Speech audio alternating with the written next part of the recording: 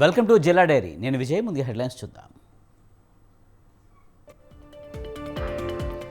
RTC బస్సులో ప్రయాణించిన పొన్నం ప్రభాకర్. మహిళలకు ఫ్రీ బస్ ప్రయాణంపై మంత్రి ఆరా.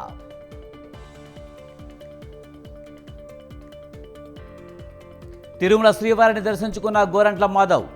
ఏపీ సుభిక్షంగా ఉండాలని శ్రీవారిని ప్రార్థించారన్న ఎంపీ. మెగా డిఎస్సిలో పీఈటీ పోస్టులు పెంచాలని ఓయూలో దీక్ష.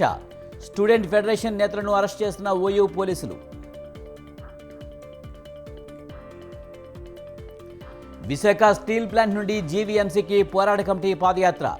కేంద్రం విధానాలకు నిరసనగా 1116 రోజులుగా కార్మికుల దీక్షలు. భూపాలపల్లి జిల్లాలో అక్రమ రేషన్ బియ్యం పట్టివేత. వాహనాల్లో తరలిస్తున్న బియ్యం పట్టుకున్న యువకులు.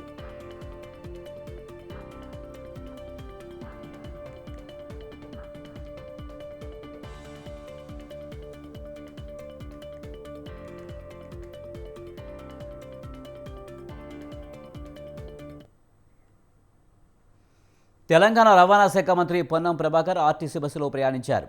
పాలమూరు జిల్లాలో గౌడ సంఘం సమావేశానికి వెళ్లేందుకు ఆయన హైదరాబాద్ నుండి షాద్నగర్ వరకు ఆర్టీసీ బస్సు ఎక్కారు. బస్సులోని ప్రయాణికులతో మంత్రి మాట్లాడారు. ప్రభాకర్ బస్సు సీట్లో కూర్చోకుండా నిలబడి ప్రయాణికులతో మాట్లాడి మహిళలకు ఉచిత ప్రయాణం గురించి అడిగారు. ఉచిత ప్రయాణం పట్ల మహిళల ప్రయాణికులు సంతోషం వ్యక్తం చేశారు. ఇది కాంగ్రెస్ ప్రభుత్వం ఘనత అని మంత్రి పొన్నం చెప్పారు. షాద్నగర్ శివారులోని హోటల్ 44 దాబా వద్ద మంత్రి బస్సు దిగగానే ఎమ్మెల్యే వీరపల్లి శంకర్, మాజీ ఎమ్మెల్యే ప్రతాప్ రెడ్డి స్వాగతం పలికారు.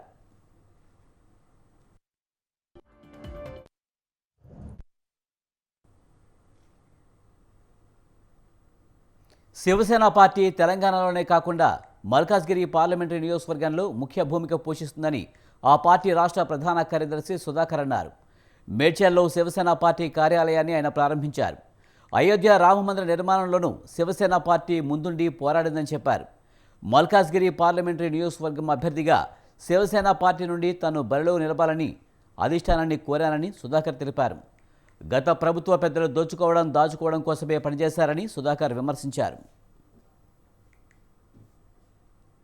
రేపు జరగబోయే మల్కాజ్గిరి పార్లమెంటు ఎన్నికల్లో శివసేన పార్టీ ముఖ్య భూమిక పోషించడం జరుగుతుంది. అలాగే శివసేన పార్టీ గతంలో ఎన్నో కార్యక్రమాలు చేయడం జరిగింది.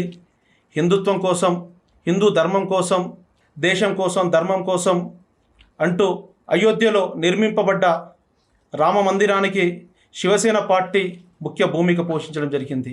అలాగే హిందూ కార్యక్రమాలు ఎక్కడ జరిగినా శివసేన పార్టీ ముందుంటుంది. అలాగే మల్కాజ్గిరి పార్లమెంటు బరిలో జరిగే ఎన్నికల్లో శివసేన పార్టీ ముందుంటుంది. శివసేన పార్టీ కీలక పాత్ర పోషించడం జరుగుతుంది. ముఖ్యంగా ఇప్పుడు శివసేన పార్టీ రేపు జరగబోయే మల్కాజ్గిరి పార్లమెంటు ఎన్నికల్లో శివసేన పార్టీ ముఖ్య భూమిక పోషించడం జరుగుతుంది. అలాగే శివసేన పార్టీ గతంలో ఎన్నో తిరుపతి శ్రీ వెంకటేశ్వర స్వామిని ఏపీ మంత్రి మేరుగా నాగార్జున కుటుంబ సమేతంగా దర్శించుకున్నారు. నైవేద్య విరామ సమయంలో శ్రీవారి దర్శనానికి వచ్చిన మంత్రి నాగార్జున ఆలయ అధికారులు స్వాగతం పలికి దర్శనం ఏర్పాటు చేశారు. మళ్లీ ఏపీ సీఎంగా జగన్మోహన్ రెడ్డి కావాలనేది తమ అందరి కోరిక అని మంత్రి నాగార్జున ఆలయం వెలుప మీడియాతో మాట్లాడుతూ అన్నారు. 14 ఏళ్లుగా ముఖ్యమంత్రిగా పనిచేస్తున్న చంద్రబాబు 75 నియోజకవర్గాలలో అభ్యర్థులను పెట్టలేక అనేక పార్టీలను కలుపుకుంటున్నారని మంత్రి ఎద్దేవా చేశారు. దర్శించుకోవడం జరిగింది. ముఖ్యంగా మా అందరి కోరిక ఈ రాష్ట్రానికి మరలా ముఖ్యమంత్రి కావాలి జగన్మోహన్ రెడ్డి గారిని. తప్పకుండా దేవుని నిండు ఆశీస్సులు జగన్మోహన్ రెడ్డి గారికి ఉండాలని, ఆయన గొడుగు కింద మేమందరమే సుఖంగా ఉండాలని, ఈ రాష్ట్ర ప్రజల యొక్క అభీష్టం, ఈ రాష్ట్ర ప్రజల యొక్క బాగోగులు చూసే నాయకుడైనటువంటి జగన్మోహన్ రెడ్డి గారిని చల్లగా దేవుడు దీవించాలని దేవుడిని ప్రార్థించడం జరిగింది. ఇకపోతే రాష్ట్రంలో చంద్రబాబు నాయుడు అనే వ్యక్తి 14 సంవత్సరాలు ముఖ్యమంత్రిగా పనిచేసి ఈరోజు 175 నియోజకవర్గాల్లో క్యాండిడేట్లు పెట్టలేక అనేక పార్టీలను కలుపుకొని ఈరోజు ఈ రాష్ట్రాన్ని ప్రక్కదోవ పట్టించాలని, ప్రజలను మోసం చేయాలని మరలా కుట్రలు కుతంత్రాలు చేస్తూ ఉన్నాడు. తప్పకుండా అతనికి ఈ రాష్ట్రంలో రాజకీయ భవిష్యత్తు ఉండకుండా చేయాలని, మోసకారి రాజకీయాలు పనిచేయవని జగన్మోహన్ రెడ్డి గారు లాంటి జగన్ మళ్ళీ అధికారంలోకి వస్తే ఇంట్లోని ఫ్యాన్లకు యువత ఉరివేసుకోవాల్సిన దుస్థితి ఏర్పడుతుందన్నారు తెలుగు యువత ప్రధాన కార్యదర్శి రవినాయుడు. యువతీ యువకులు ఒక్కసారిగా ఆలోచన చేయాలని ఆయన కోరారు. లక్షలాది మంది యువత జీవితాలను సర్వనాశనం చేసిన వ్యక్తి జగన్మోహన్ రెడ్డి అన్నారు రవినాయుడు. రీసర్వే పేరుతో స్థలాలను తనఖా పెట్టేందుకు జగన్ సిద్ధమయ్యారని రవినాయుడు ఆరోపించారు. మీ ఇంటి స్థలాలు మీ పేరు మీద ఉన్నాయో లేదో ఒకసారి చెక్ చేసుకోవాలని ప్రజలకు విజ్ఞప్తి చేశారు.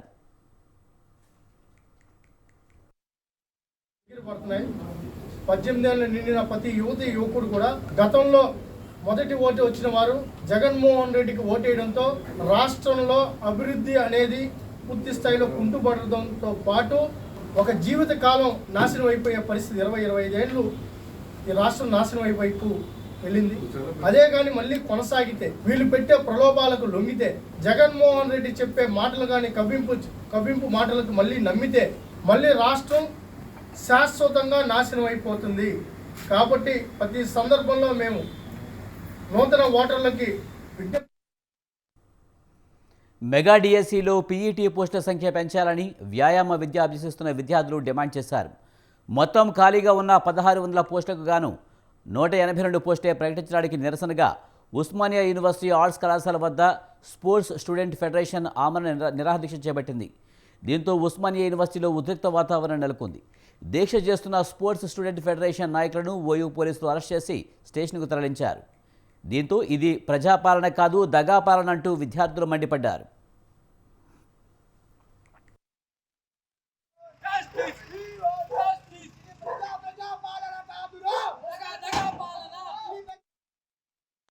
ఈ రోజు ఈ విధంగా గాయపరచడం జరిగింది. మేము మౌనంగా మా స్వేచ్ఛాయుతంగా మా దీక్ష చేస్తున్నప్పటికీ కూడా ఉస్మాన్ యూనివర్సిటీ పోలీసులు మమ్మల్ని దౌర్జన్యంగా ఈడ్చుకొచ్చిన పరిస్థితి ఈ రోజు ఆర్ట్స్ కాలేజ్ ముందు జరిగింది. రేవంత్ రెడ్డి గారు మిమ్మల్ని కోరి మరి మేము గెలిపించుకున్నాము. దయచేసి మా బాధని అర్థం చేసుకొని పోస్టులు కంపల్సరిగా పెంచాలని మేము ఈ రోజు మిమ్మల్ని వేడుకొని చెప్తున్నాము. అధికార బలంతో ఈ రోజు ఈ విధంగా గాయపరచడం జరిగింది. మేము మౌనంగా మా స్వేచ్ఛాయుతంగా మా దీక్ష చేస్తున్నప్పటికీ కూడా ఉస్మాన్ యూనివర్సిటీ పోలీసులు మమ్మల్ని దౌర్జన్యంగా ఈడ్చుకొచ్చిన పరిస్థితి ఈ రోజు ఆర్ట్స్ కాలేజ్ ముందు జరిగింది. రేవంత్ రెడ్డి గారు మిమ్మల్ని కోరి మరి మేము గెలిపించుకున్నాము. దయచేసి మా బాధని అర్థం చేసుకొని పోస్టులు కంపల్సరిగా పెంచాలని మేము ఈ రోజు మిమ్మల్ని వేడుకొని చెప్తున్నాము. అధికార బలంతో ఈ రోజు ఈ విధంగా బోరుబండ బస్టాప్ వద్ద తెలంగాణ సీఎం రేవంత్ రెడ్డి చిత్రపటానికి పలువురు మహిళలు పాలాభిషేకం చేశారు. రేవంత్ రెడ్డి ఇచ్చిన ఉచిత విద్యుత్, ఈ నెల 11న ఇందిరమ్మ ఇండ్లు పంపిణీ కార్యక్రమం ప్రారంభం సందర్భంగా మహిళలు ఈ కార్యక్రమం నిర్వహించారు. పాలాభిషేకంలో మాజీ డిప్యూటీ మేయర్, బోరుబండ కార్పొరేటర్ బాబా ఫసీయుద్దీన్ సతీమణి హబీబా సుల్తానా, బోరుబండ కాంగ్రెస్ కార్యకర్తలు పాల్గొన్నారు. పాలాభిషేకం సందర్భంగా జై కాంగ్రెస్, జై రేవంత్ రెడ్డి అని వారు నినాదాలు చేశారు. ప్రభుత్వం ఇచ్చే 6 గ్యారంటీలను ప్రజలు సద్వినియోగం చేసుకోవాలని హబీబా సుల్తానా తెలిపారు.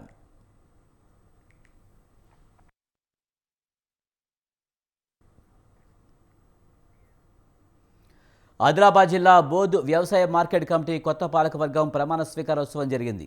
కమిటీకి చైర్మన్గా బొడ్డు గంగారెడ్డి, వైస్ చైర్మన్గా వసంత ప్రమాణ స్వీకారం చేశారు. ఈ ప్రమాణ స్వీకారోత్సవానికి ముఖ్య అతిథిగా మంత్రి సీతక్క, ఖానాపూర్ ఎమ్మెల్యే వెడ్మ బొజ్జు హాజరయ్యారు. బోధ్లోని పరిచయ గార్డెన్లో ప్రమాణ స్వీకారోత్సవ కార్యక్రమం నిర్వహించారు.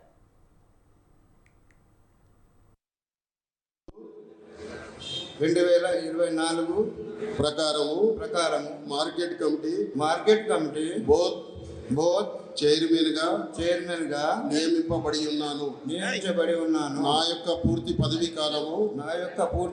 కాలము వ్యవసాయ మార్కెట్ల చట్టంలోని నియమ నిబంధనలను అనుసరించి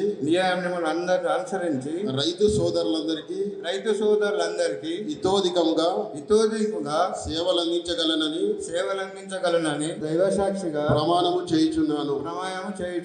22/2024 ప్రకారము మార్కెట్ కమిటీ. ఖమ్మం జిల్లా సత్తుపల్లిలోని ఆర్టీసీ బస్టాండ్ ప్రాంగణంలో పల్స్ పోలియో కార్యక్రమాన్ని ఎమ్మెల్యే మట్టా రాఘమయ్య ప్రారంభించారు. చిన్నారులకు పోలియో చుక్కలు వేసిన ఆమె ప్రారంభించారు. 5 ఏళ్లలోపు చిన్నారులందరికీ పోలియో చుక్కలు వేయించాలని తల్లిదండ్రులకు ఎమ్మెల్యే రాఘమయ్య సూచించారు.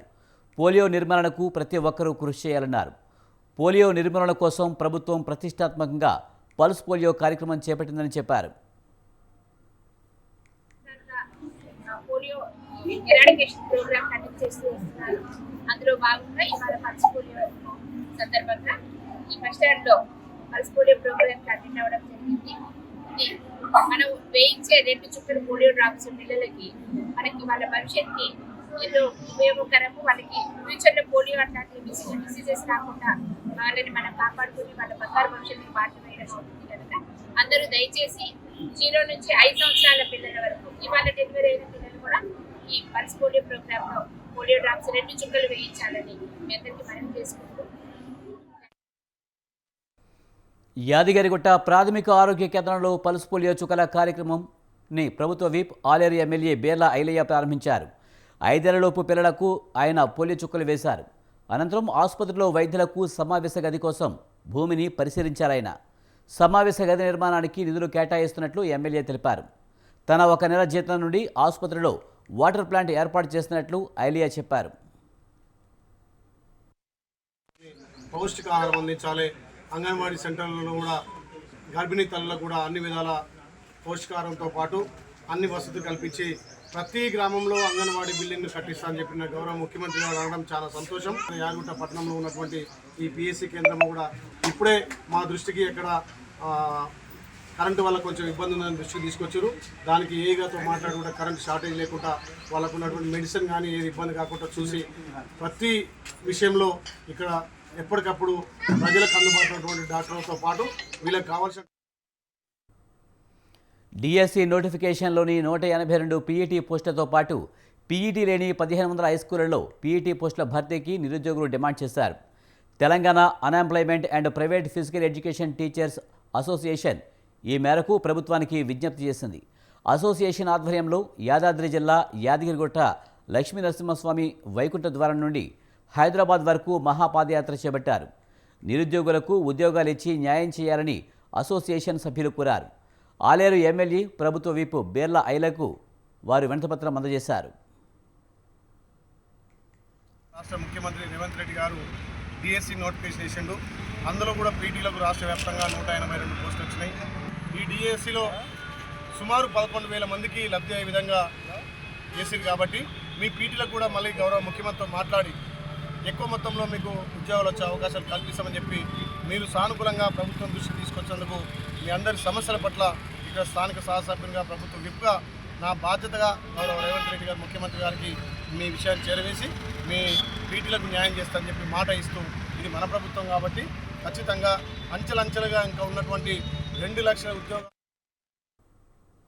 మేడ్చల్ వరకు మెట్రో రైలును పొడిగించాలంటూ మెట్రో సదన సమితి ఆందోళన చేపట్టింది.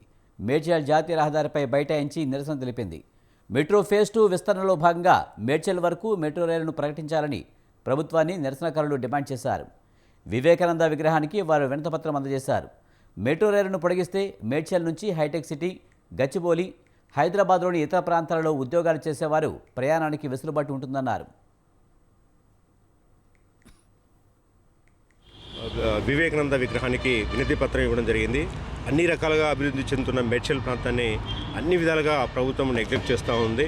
సో ఈ అభివృద్ధి చెందిన ఈ ప్రాంతానికి మేడ్చల్ మెట్రో రైలు కనెక్ట్ చేస్తే ఈ ప్రాంతం మరింత అభివృద్ధి చెందుతుంది. దయచేసి రేవంత్ రెడ్డి గారిని, తెలంగాణ గవర్నమెంట్ని దయచేసి మేడ్చల్ ప్రజలము నార్త్ ఆఫ్ హైదరాబాద్ ఉన్న ప్రజలందరూ రిక్వెస్ట్ చేసేది ఏంటంటే ఫేజ్ 2లో మేడ్చల్ మెట్రో రైల్ని ఇంక్లూడ్ చేసి ఈ ప్రాంతానికి మంచి కనెక్టివిటీ ప్రొవైడ్ చేయాలని రిక్వెస్ట్ చేస్తున్నాం.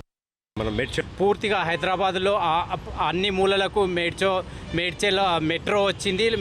మెట్రో విస్తరణ ప్రణాళికలు ఉన్నాయి, కానీ మేడ్చల్ను మాత్రం పూర్తిగా విస్మరించారు. ఇది మేము 4-5 వారాల నుంచి మేము ధర్నాలు, ర్యాలీలతో ఈ అందరినీ ప్రజల్లోకి చైతన్యం తీసుకొస్తున్నాము. మేడ్చల్ నుంచి దాదాపు 60,000 నుంచి 70,000 మంది ఐటీకి జాబ్స్ చేసేవాళ్ళు హైటెక్ సిటీకి వెళ్తున్నారు. వాళ్ళందరూ తీవ్ర ఇబ్బందులను ఎదుర్కొంటున్నారు.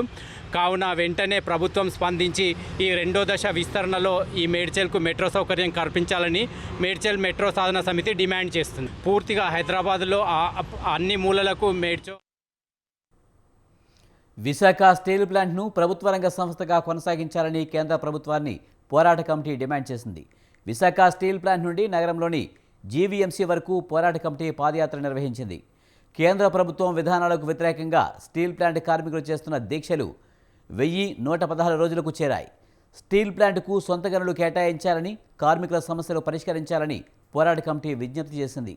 వచ్చే ఎన్నికలలో స్టీల్ ప్లాంట్ను కాపాడతామని మేనిఫెస్టోలో పెట్టిన రాజకీయ పార్టీలకే సహకరిస్తామని పోరాట కమిటీ సభ్యులు నినాదాలు చేశారు. పాదయాత్రలో మేయర్ హరికుమారి, నరసింగరావు, రామచంద్రరావు, మస్తానప్ప, కార్మికులు పాల్గొన్నారు.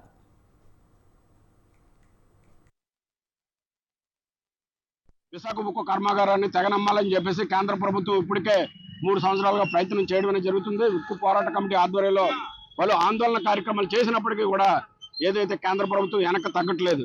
రాష్ట్ర కేంద్ర ప్రభుత్వాలు ఏదైతే విశాఖ ఉక్కు కర్మాగారాన్ని తెగనమ్మాలనే ప్రయత్నంలో భాగంగా ఈరోజు కార్మికులే మెడికల్ అన్ఫిట్ పేరు చెప్పి ఈరోజు తగ్గించడం జరుగుతుంది. అలాగే మిగిలిన 8500 నిర్వాసులకు ఉద్యోగ ఉపాధి అవకాశాలు సమాధానం చెప్పకుండా ఈరోజు ప్రైవేటీకరణ దిశగా బ్లాస్ట్ ఫర్నెస్ 3లో జిందాల్ని ప్రైవేట్ వ్యక్తుల్ని చొరబడే విధంగా ఈరోజు ఉక్కు యాజమాన్యం చర్యలు తీసుకుంది.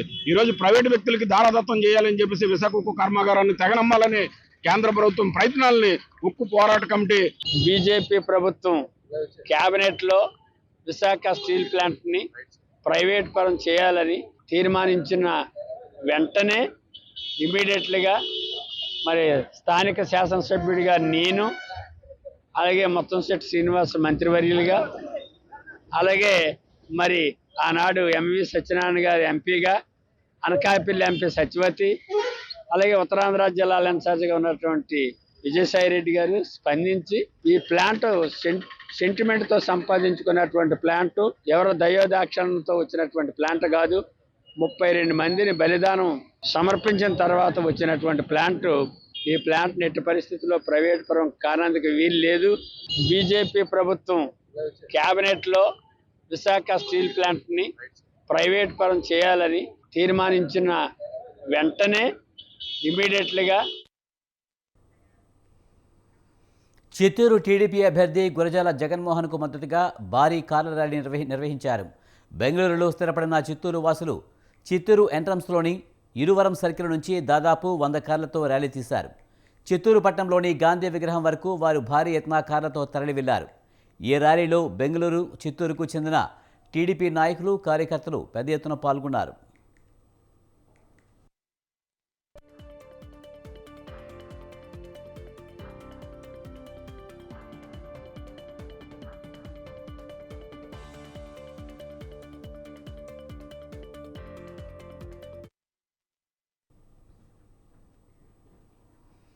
తిరుమల శ్రీవారిని వీఐపీ విరామ సమయంలో పలువురు ప్రముఖులు దర్శించుకున్నారు. తెలంగాణ రాష్ట్ర high court judge Sambasiva Rao Naidu, Madhya Pradesh high court justice Duppala Venkataramana, AP ప్రభుత్వ chief whip Srikanth Reddy, MLC Kalyani, MP Meda Raghunath Reddy వేరువేరుగా శ్రీవారి సేవలో పాల్గొన్నారు. ప్రముఖులకు ఆలయ అధికారులు స్వాగతం పలికి దర్శనం ఏర్పాటు చేశారు. దర్శనానంతరం రంగనాయకుల మండపంలో వేద పండితులు వారికి వేద ఆశీర్వచనం అందించారు. టీటీడీ అధికారులు తీర్థ ప్రసాదాలు అందజేశారు.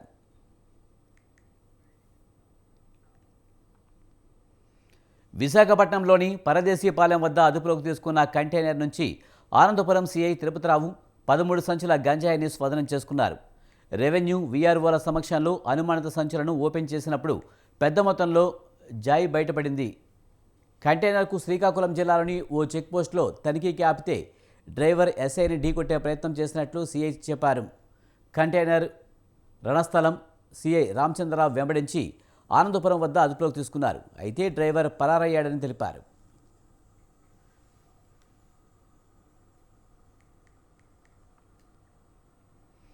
వికారాబాద్ జిల్లా పూడూరు మండలం దేవనోయగూడెంలో దారుణం జరిగింది. తాలి కట్టిన భార్యపై అనుమానంతో ఆమెను కర్రతో చితకబాది ప్రవీణ్ హత్య చేశాడు. భార్య ప్రమిలను పొలం వద్దకు తీసుకువెళ్లిన ప్రవీణ్ కర్రతో దాడి చేశాడు. తీవ్రంగా గాయపడిన ప్రమిలను పరిగి ప్రభుత్వ ఆసుపత్రికి తరలించారు. ఆమె పరిస్థితి విషమించడంతో హుటాహుటిన వికారాబాద్ ప్రభుత్వ ఆసుపత్రిలో చేర్పించారు. చికిత్స పొందుతూ ప్రమిల మృతి చెందింది. వీరికి 11 ఏళ్ల క్రితం పెళ్లి జరిగింది. పరిగిలో ఓ బట్టల షాపులో ప్రమిల సేల్స్ ఉమెన్గా పనిచేసేది. నిందితుడిని పోలీసులు అదుపులోకి తీసుకుని కేసు నమోదు చేసి దర్యాప్తు చేపట్టారు.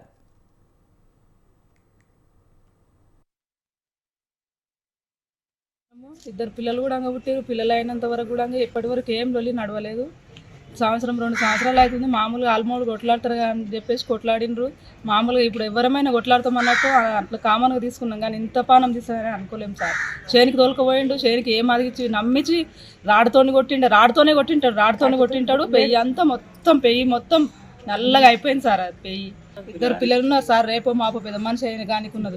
పిల్లల గురించి లేనే లేదు ఆయనకు ఆలోచన. పిల్లల బాధ్యత లేదు. బట్టల షాప్లో పని చేసుకొని ఆమె బతుకుతున్నది. ఈ బట్టల షాప్లో పని చేసినప్పటి నుంచి పేకి కూడా అంటున్నది అక్క అన్నది. అంతకుముందు కూడా కారపొడి వేసుకొని తిన్న రోజులు ఉన్నాయి. ఆమె అత్త కూడా చాలా డేంజర్ ఉంది. అత్త వాళ్ళ కూడా సగం నేర్పిందే అది. ఇప్పుడు లేదు, ఇప్పుడు అది దాన్ని చంపుతుంటాను. నేర్పిందే అది. దాని ఉండకుంటే దాని మీద ఉన్నది. ప్రమీల అనే అమ్మాయిని రుకుంపల్లి గ్రామం పరిగి మండలం నుంచి దేవనానగూడెం సంబంధించిన ప్రవీణ్ అనే అతనికి ఇచ్చి 11 సంవత్సరాల కింద వివాహం చేయనని వాళ్ళకి సంసారంలో భాగంగా 2 పిల్లలు సంతానం కూడా కలిగారు. తర్వాత కొన్ని రోజుల తర్వాత ఈ భర్తకు ఆమె పైన వేరే అక్రమ సంబంధం పెట్టుకుందనే అనుమానం మొదలయ్యి ఆమెను వేధించడం మొదలుపెట్టింది. దానిలో క్రమంగా నిన్న మధ్యాహ్నం 3:30 గంటలకు వాళ్ళ చేను దగ్గర గొడవ పెట్టుకొని జయశంకర్ భూపాలపల్లి జిల్లా మహదేవ్పూర్ మీదుగా మహారాష్ట్రలోని సిరంచాకు అక్రమంగా తరలిస్తున్న రేషన్ బియ్యాన్ని మహదేవ్పూర్ యువకులు పట్టుకున్నారు. రేషన్ బియ్యాన్ని వారు రెవెన్యూ అధికారులకు అప్పగించారు. రేషన్ బియ్యాన్ని ఇన్ఛార్జ్ తహసీల్దార్ కృష్ణ పరిశీలించి పంచనామా నిర్వహించి అక్రమ రేషన్ బియ్యంగా నిర్ధారించారు. తదుపరి చర్యల కోసం వాహనాలలో ఉన్న 200 క్వింటాల బియ్యాన్ని కాటారంలోని అన్నపూర్ణ రైస్ మిల్లులో భద్రపరుస్తామని కృష్ణ తెలిపారు. వాహనాలను డ్రైవర్లపై కేసు నమోదు చేస్తామని ఇన్ఛార్జ్ తహసీల్దార్ కృష్ణ అన్నారు.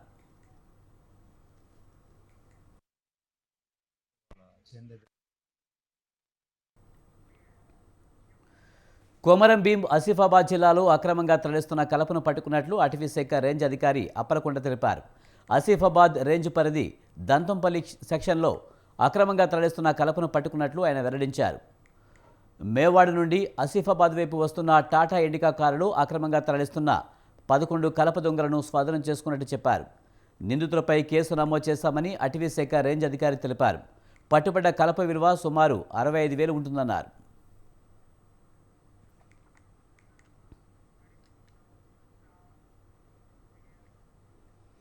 ఇది ఇవాటి జిల్లా డైరీ. చూస్తూనే ఉండండి స్వతంత్ర.